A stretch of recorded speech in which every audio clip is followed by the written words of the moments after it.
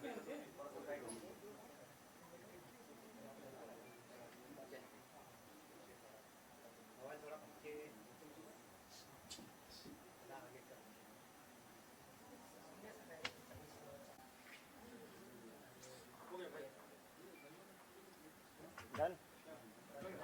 हटा दीजिए,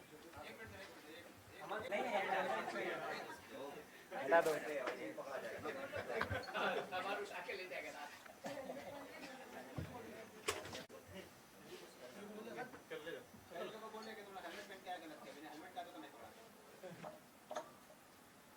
आजकल क्रिमिनल्स हेलमेट पहन के ही कर रहे हैं। सर कल इसी वक्त अचानक फोन पुलिस के पास कई फोन कॉल्स आए जहां लूट की वारदात को अंजाम देने की बात कही गई। आज इसी वक्त सभी अपराधी जो है सलाखों के पीछे हैं पुलिस के। कल बरियातू थाना अंतर्गत हरिहर सिंह रोड पर एक ज्वेलरी शॉप में एक लूट की घटना की सूचना पुलिस को प्राप्त हुई थी और ये सूचना प्राप्त हुई थी लगभग 2 से 3 मिनट पहले ही। उस लूट की घटना को 3 व्यक्तियों के द्वारा इस वारदात को अंजाम दिया गया है। उसके पश्चात तुरंत त्वरित कार्रवाई करते हुए सारे सीनियर ऑफिसर्स भी वहां पहुंचे और सीसीटीवी फुटेज या उसके अलावा जो भी टेक्निकल एनालिसिस था वो सारा किया गया। उसके पश्चात वरीय पुलिस अधीक्षक महोदय के निर्देशानुसार पुलिस की विभिन्न टीम्स का गठन किया गया और अलग अलग जगह पर छापेमारी की गई।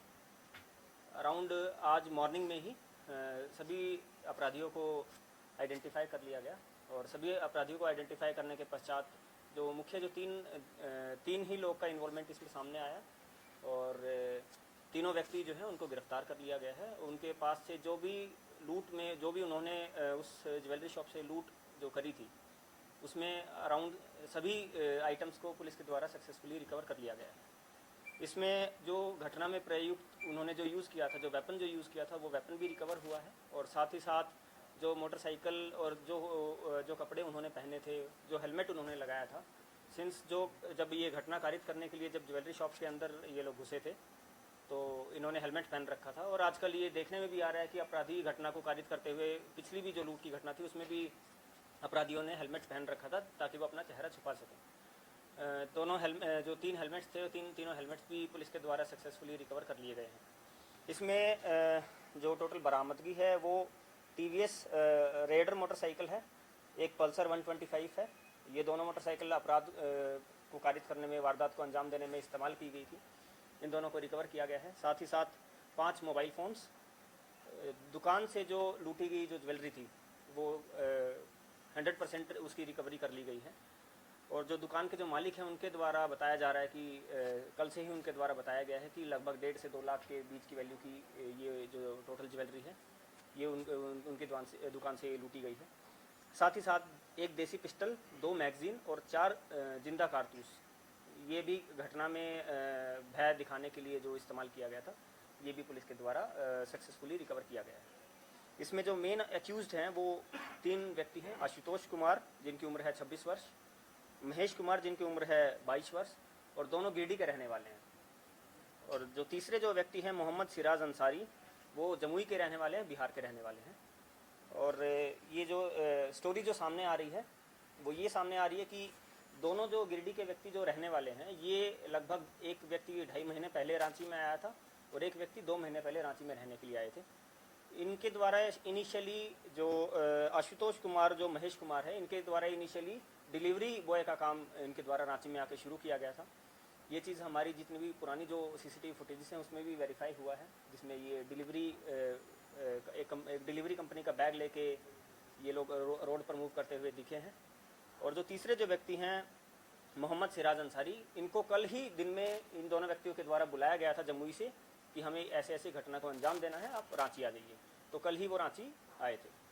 इनकी योजना यही थी कि सिंस कल शाम को इन्होंने घटना को कारित किया था, इस वारदात को अंजाम दिया था, इनकी प्लानिंग थी कि आज दिन में ये लोग वापस निकल जाएंगे रांची छोड़कर।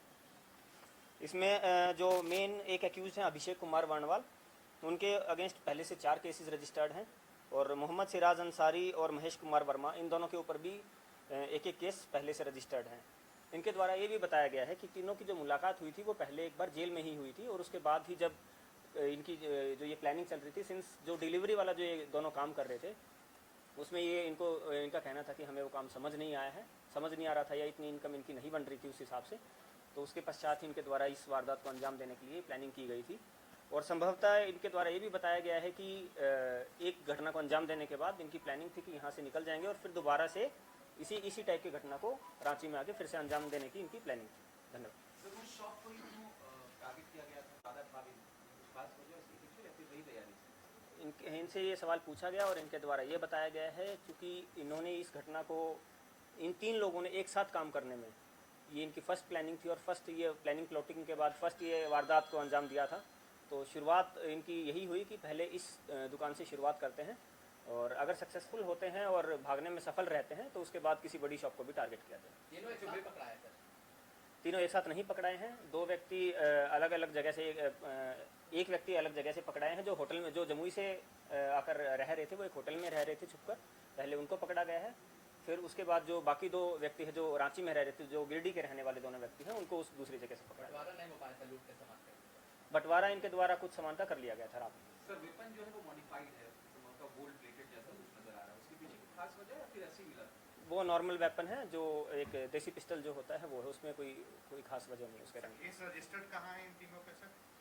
इन तीनों पे गिरिडीह जिला में 2 केस रजिस्टर्ड हैं अभिषेक कुमार के ऊपर, और पंचबा थाना गिरिडीह में 2 केस अलग से रजिस्टर्ड हैं। और सिराज अंसारी गिरिडीह से ही जेल गए हैं। दोनों व्यक्ति जो गिरिडीह के रहने वाले हैं वो गिरिडीह से ही जेल गए हैं, और जो महेश कुमार है वो जमुआ थाने से जेल में गए हैं।